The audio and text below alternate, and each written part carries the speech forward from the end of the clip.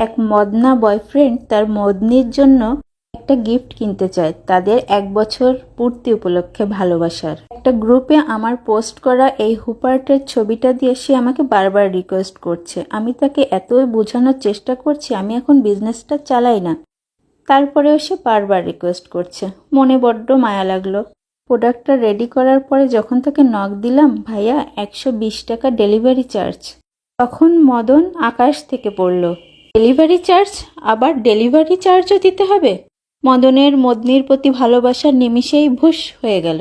আমি তাকে বললাম, ভাইয়া ডেলিভারি চার্জও দিতে হবে না, প্রোডাক্টের দামও দিতে হবে না, আপনি নিশ্চিন্তে একটা ঘুম দেন, আজ ভোর রাতে আপনার কাছে প্রোডাক্ট ডেলিভারি হয়ে যাবে।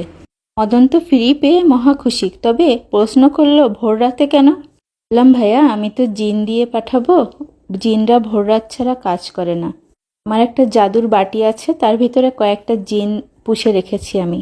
এই জাদুর বাটিতে ঝাঁকা দিলেই আমার প্রোডাক্ট রেডি হয়ে যায়, আর একবার ঢুকিয়ে ঝাঁকা দিলেই আপনার কাছে পৌঁছে যাবে। হ্যাঁ, আপনাদের কারো এই জাদুর বাটিটা দরকার হলে আমার সাথে যোগাযোগ করবেন, ঠিক আছে? ধন্যবাদ সবাইকে।